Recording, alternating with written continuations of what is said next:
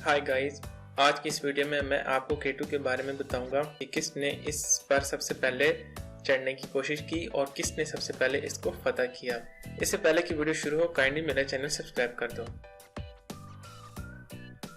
इस पर सबसे पहले जिसने चढ़ने की कोशिश की वो था एलिस्टर क्राउली। 1902 में इस बंदे ने K2 पर चढ़ने की कोशिशें की। तब किसी ने भी K2 का रास्ता दरियाफ्त नहीं किया था। क्राउली ने दोनों नॉर्थ और साउथ की तरफ से चढ़ने की कोशिशें की, मगर इसको सबसे ज्यादा कामयाबी नॉर्थ साइड से मिली। बाद में मौसम खराब होने की वजह से उसको अपनी एक्सपीडिशन रोकनी पड़ी।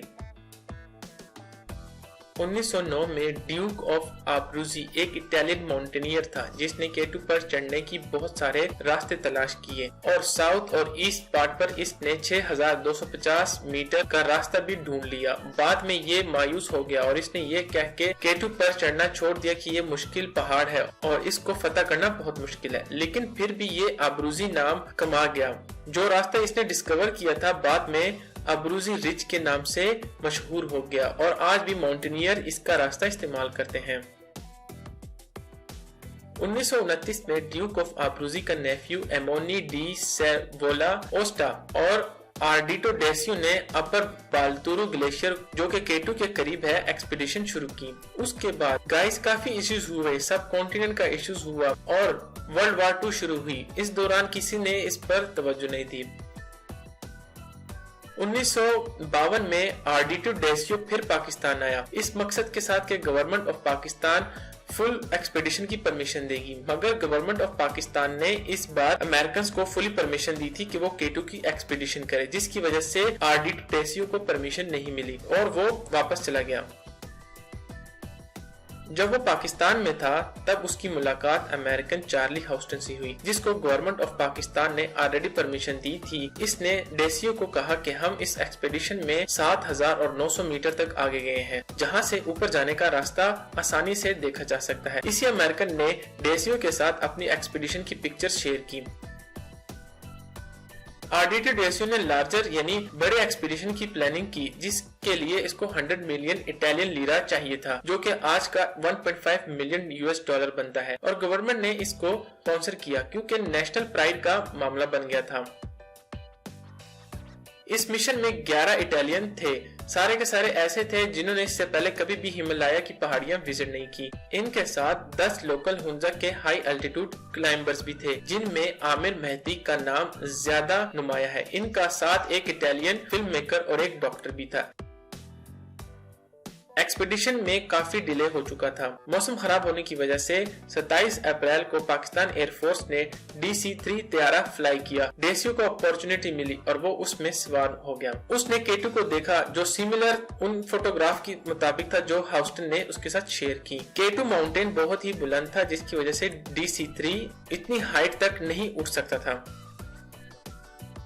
इन्होंने 500 पोर्टर यानी सामान उठाने वाले जो लोकल बल्ती थे हायर किए, जिन्होंने इनका सामान बेस कैंप तक ले आए। एस्कोली क्रॉस करने के बाद लोकल बल्तियों के लिए फूड के बंदोबस्त करना मसला बन गया, जिसकी वजह से इन्होंने 100 मजीद पोर्टर्स हायर किए। कुछ दिन बाद मौसम खराब हो गया, जिसकी वजह से 120 पोर्टर ने जवाब दे दिया कि हम आगे मजीद आप लोगों के साथ नहीं जा सकते। आखिरकार थक हार कर वो 28 मई को बेस कैंप पहुंच गए। 16 जून को उन्होंने हाउस चिमनी के करीब कैंप फोर बनाया। शुरू में इनका एक साथी पुचोस को नमूनिया हो गया और वो 21 जून को मर गया। उसको दफनाने के बाद डेसियो ने बाकी साथियों को फौरन मुहिम शुरू करने का ऑर्डर दिया। कैंपोगनी के अलावा कोई भी जाने को तैयार नहीं था।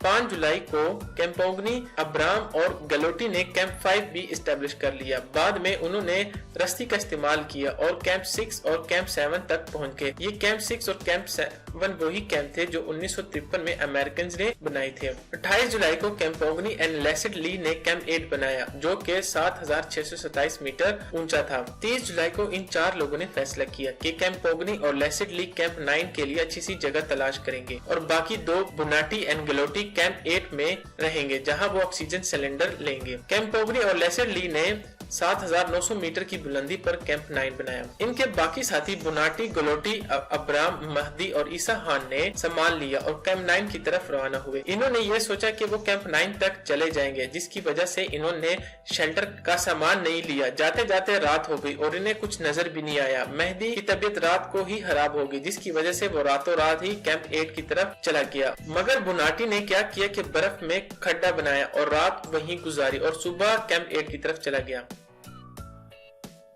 31 जुलाई सुबह 6:45 पर वो अपने कैंप से निकले। ऑक्सीजन सिलेंडर लिया। वजन कम करने के लिए इन्होंने खाने पीने की चीजें बहुत ही कम ली और 8:30 पर वो केटू की तरफ रवाना हुए। बॉटल नेक वाला रास्ता ब्लॉक था, मगर वहाँ इनको ऊपर जाने का रास्ता मिला, जिसकी वजह से वो शाम 8 बजे केटू की चोटी पर पहुँच गए और दुनिया के वो पहले माउंटेनियर बन गए जिन्होंने यहाँ कदम रखा।